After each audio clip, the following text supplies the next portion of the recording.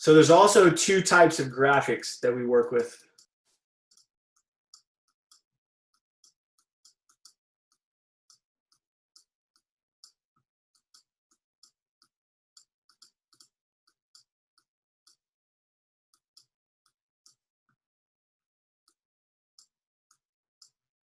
Now, not type of file formats, because obviously we can save graphics in multiple file formats. These are two main categories of the type of graphics that you're going to work with.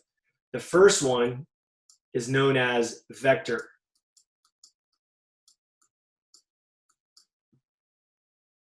And when we think of vector artwork, we typically think of the application Adobe Illustrator. However, you do have the ability to create vector artwork in Photoshop. When you're working with vector artwork, there's a couple of main pieces that should be known about it. One is the artwork is made up of points, and then the lines that connect those points, which are known as paths. So your vector artwork is made up of points and paths. One of the most simple types of vector artwork, of course, would be a rectangle, a circle, a star, just basic shapes. The biggest thing to be aware of when working with vector artwork is that resizing the artwork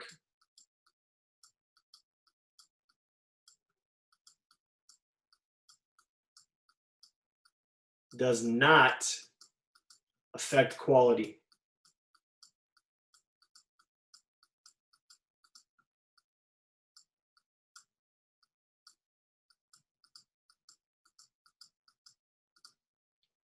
So I could have a really, really small illustration or shape, and I could blow it up really, really big, and it's still gonna look nice and crisp and clean.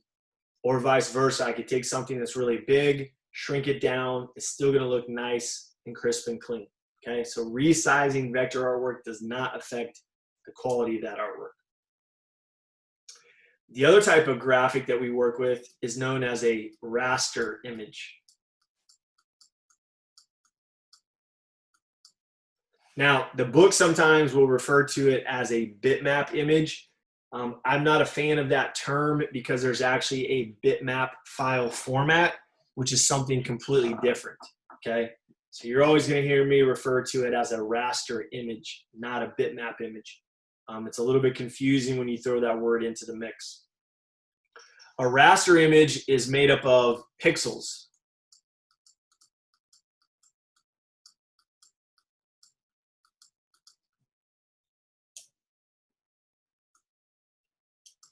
And pixels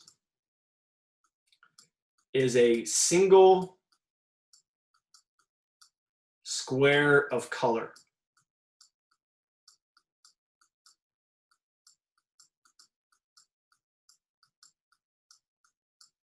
More often than not, most people, if asked the question, what is a pixel? They say a dot of color. That's incorrect. It's actually a square. It's a single square of color. And if I actually see the pixels, that's referred to as pixelated.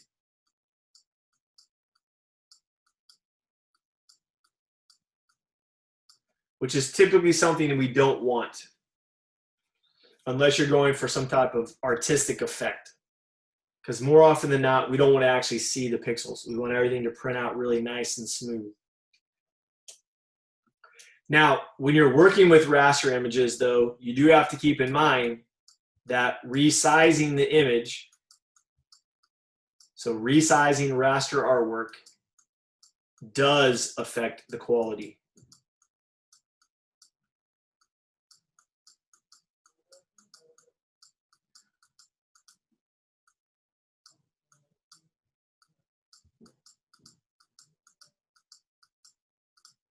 So unlike vector artwork, resizing a raster image does affect quality. So when we refer to raster images, typically we're referring to photographs. So if I take a very small photograph and I blow it up, more chances than not, that photo is not going to look as good as it did when it was smaller. Or vice versa. Sometimes when I take a very large photo and I shrink it down, the quality may not be as good. Now, there's obviously workarounds and things that we can do sometimes to help that process and sometimes even eliminate it. But as a general rule, you need to think of that concept that resizing it can affect or does affect the quality. That way, in most cases, as you're working through whatever your end product might be, you just give some consideration as to the size of the photos you should be starting off with to make sure that you don't have to go and use some of these other techniques, and can still retain the best possible graphics. So again, these are the two major types of graphic categories: vector artwork and raster artwork. Now, when we say it does affect the quality, we're specifically talking about a term called resolution.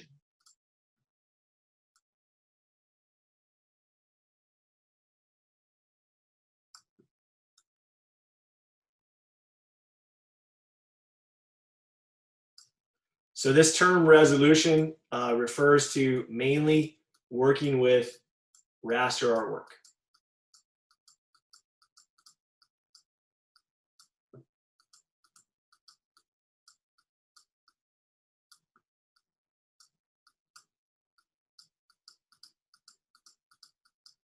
So resolution is image quality.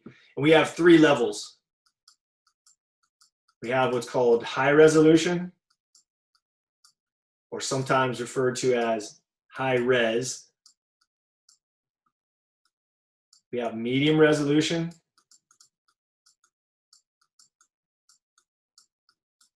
and then we have low resolution.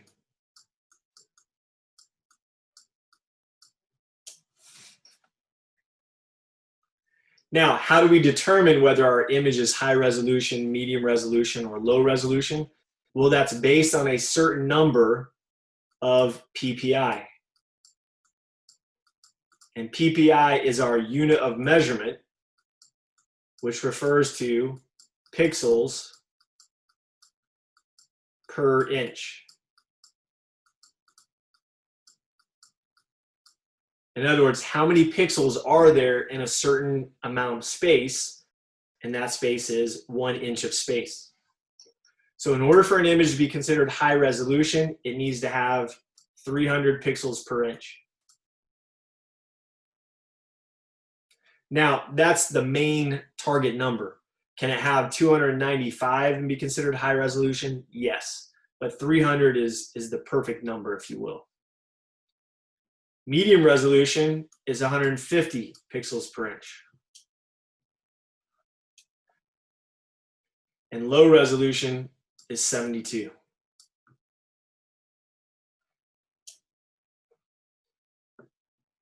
And we need high resolution whenever we're professionally printing something. We need low resolution when we're creating something for the web, or again, it's only going to be viewed on a monitor. And medium resolution, which is not as often anymore, is for newspapers.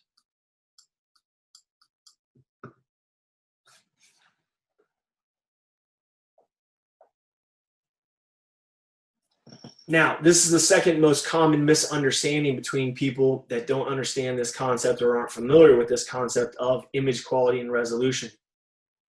The reason you have these three different levels, obviously, as we just talked about, if you're going to just view your artwork on a website or on a monitor, you only need a quality of 72 pixels per inch. It's a lower quality. And the reason is because your computer monitors can only display 72 pixels per inch. Now, that doesn't mean that you can't have a high quality photo that you're looking at on your computer, because obviously you're going to, but the problem is that you're only seeing that photo at a lower image quality when it's on your monitor. It's not until you actually print it out do you see the difference in quality. And that's where a lot of people make the mistake is they'll go out to a website, they'll download a photo that looks great on their computer screen. What they don't realize is in most cases they've downloaded a low resolution image. So when they go to print it out, the quality doesn't look good, even though it looks good on their screen. It's because you're looking at it in two different environments. That also brings up the next question that most people will ask is, well, what happens if I need to use that photo or that file both on my website, but I'm also using it on a brochure or some type of printed material? Well, again, in most cases, you're going to have two different files in. You're going to have one that's the high resolution with the color mode CMYK, and the other one you're going to have at a low resolution in the color mode RGB. Now we'll get into image quality and resolution as we progress, and how you can kind of jump back and forth between high and low and medium and whatnot for whatever your uses are. But the rule of thumb that you should consider as of right now is starting with more quality than what you need is always better than having less quality and trying to create better quality. So in other words, if I have a high resolution image, but I need it for the web, it's much easier for me to lower the resolution to the 72 because I had more pixels than I actually needed to begin with. It's a lot more complicated if I have a low resolution image, which only has 72 pixels per inch, and I need to print it out and have it look good. I'm obviously having to increase the resolution now, which is a lot more complicated. And in most cases, it's going to end result in a blurred or poor quality image.